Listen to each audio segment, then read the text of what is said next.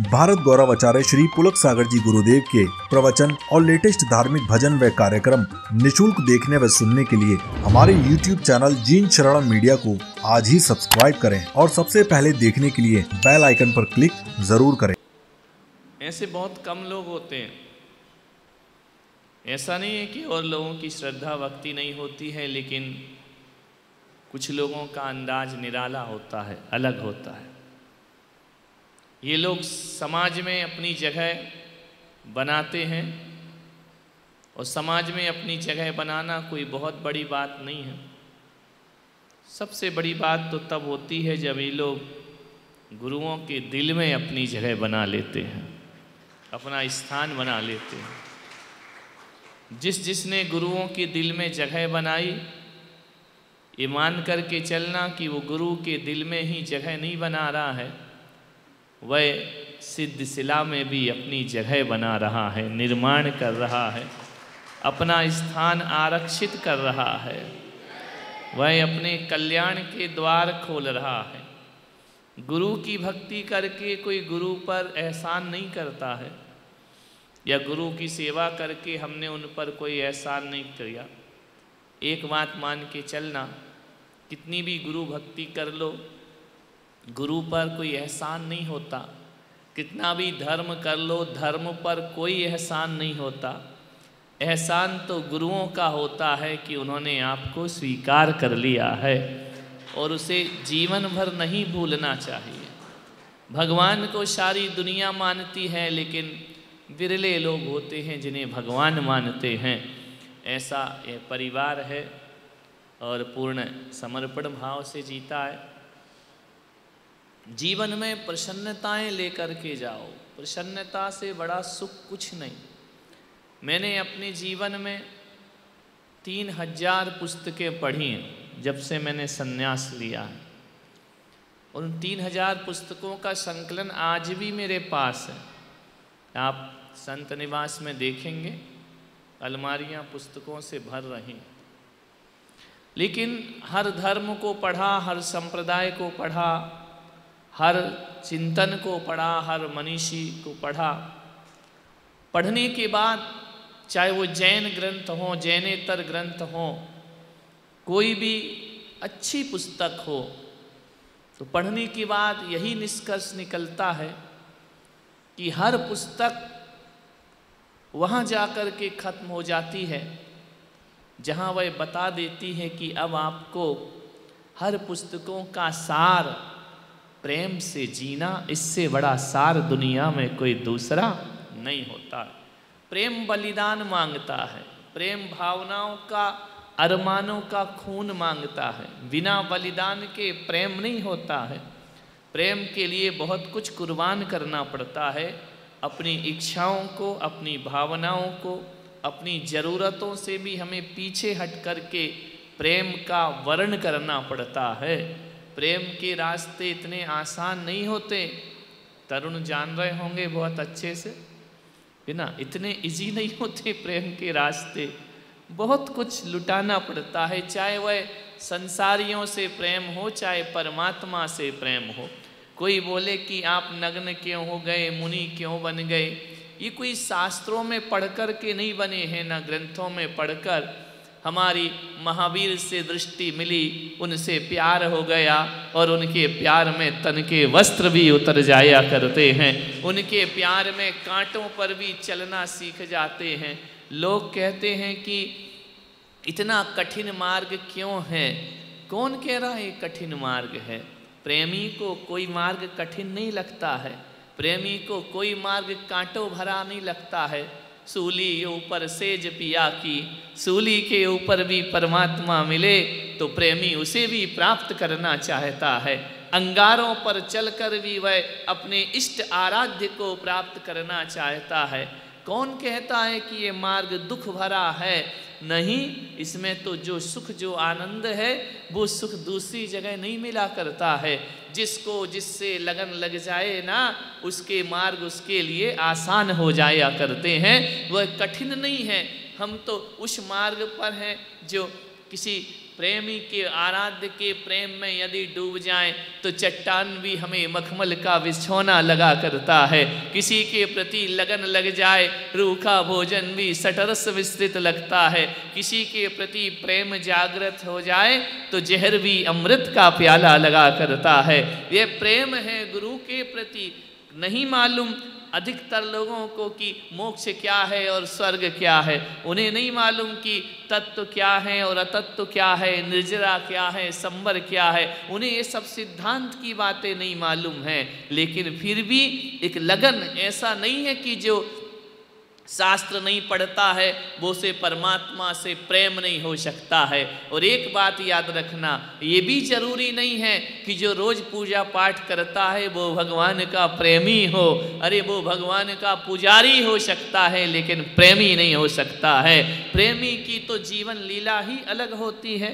प्रेमी का तो चिंतन ही अलग होता है। प्रेमी का तो सोच ही अलग होती है। चारी मालूम है, एक आदमी बोला जब से मैं धर्म करने लगा ना तब से लोग मुझे बोलते हैं ये पागल हो गया है। हम वहीं पर थे, उदयपुर में भी हमारा चातुर्मास था और कई बार प्रयास किए, दोबारा हो ही नहीं सका।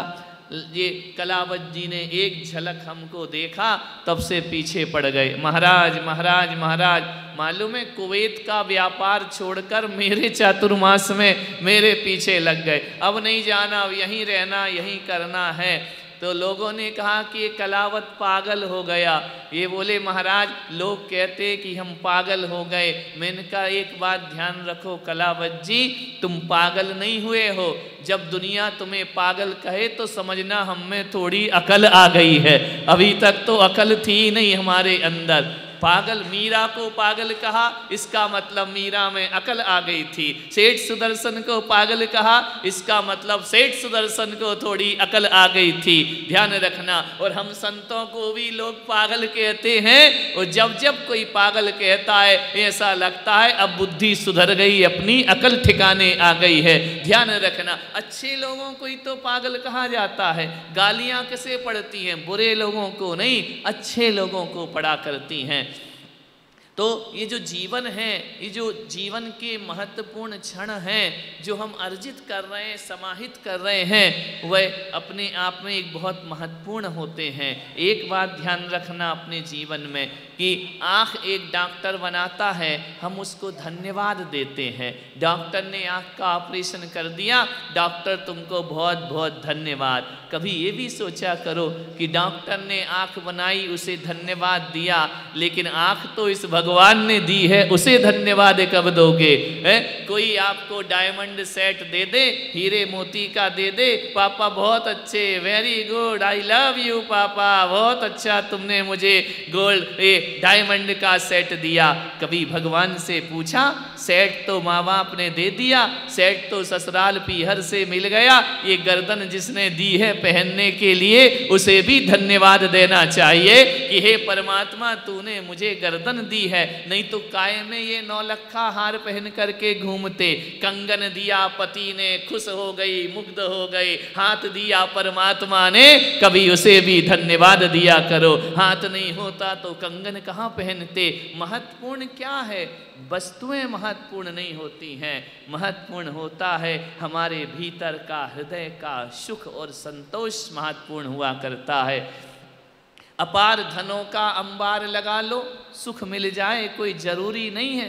देखा नहीं तुमने, हम जब विहार करते हैं, फागुन का मास हो, चैत्र का मास हो, विहार करते हुए जब छोटे छोटे गांवों से गुजरते हैं, पगडंडियों से गुजरते हैं, बड़े बड़े शहर नहीं छोटे छोटे गांव भी मिला करते हैं, क्या देखते हैं? फागुन की रात हो, होली की रात हो, दिन भर देह तोड़ करके जो अपना काम करते हैं वो रात भर भगवान का भजन किया करते हैं। भगवान की गाते भजन गा रहे हैं, ऐसी रात भर पंगत चलती, रात भर जागरण चलता है। मैं सोचता हूँ ये कितनी मेहनत दिन भर करते हैं और रात भर भगवान के भजन के लिए ये आदिवासी भी झूमते नाचते गाते रहते हैं, पूरी पूरी रात निकल जाती है। अरे वो इतना गाते हैं जितना ये शहर वाले सुन नहीं पाते हैं रात रात को जितना वो गा दिया करते हैं। विचार करिए उनके जीवन में क्या है, एक आनंद है। उनके पास कोई महल बंगला कोठी है क्या, कुछ भी नहीं है,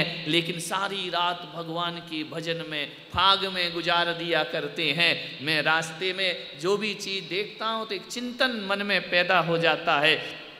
विचार करिए उनसे वो अनुकरणीय हैं हमें, हमारे लिए कि वो किस तरह से, हम तो थोड़े से विधान में बैठे तो ये दुखने लगता है, वो दुखने लगता है, अभी जा कर के पड़ जाओगे पलंग में, आज तो थक गए, बहुत पूजा पाठ हो गई, आज तो बहुत ज़्यादा शरीर थक गया है। घर में जाएंगी इतनी महिलाएं, पति से कहेंगी थोड़ी चाय बना दो, आज तो हम थक गए, आज हमारा बिल्कुल मन नहीं कर रहा है काम का, पूरे दिन बिठा रखा महाराज ने।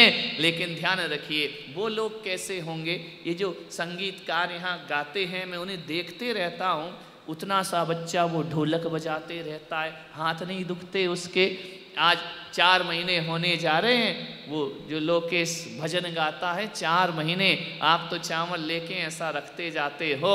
इनको पैसों से मत तोलिए, इनका परिश्रम देखने का प्रयास करिए, इनकी मेहनत देखने का प्रयास करिए, किस तरह से अपनी वाणी वीणा से भगवान के नाम को झंकृत कर देते हैं। विचार करिए आप, ऐसी आदतें हमारे जीवन में, मालूम है कि कोई कष्ट नहीं होता है प्रेमी के जी। पुजारी को कष्ट हो सकता है, कितनी देर पूजा चलेगी और कितने देर है और कितने अर्घ बचे, 4 बार तो पन्ने पलट के देख लिए होंगे, कितने बचे हैं, अच्छा अभी तो 60 ही हुए हैं, अभी तो 4 और बाकी, हे भगवान अभी तो तीसरी वलय चल रहा है, कब तक ये चलेगा। चलो महाराज आ गए तो थोड़ी सी स्फूर्ति आ गई, आकर के बैठ गए थोड़ी देर, अब ज़्यादा देर हम भी बिठाए रखें तो फिर देखोगे रात में छुड़ाते हो चौके में और भोजन का समय हो जाता है। पहले ही दिन नियम नहीं टूट जाए, इसका भी ध्यान रखना पड़ता है।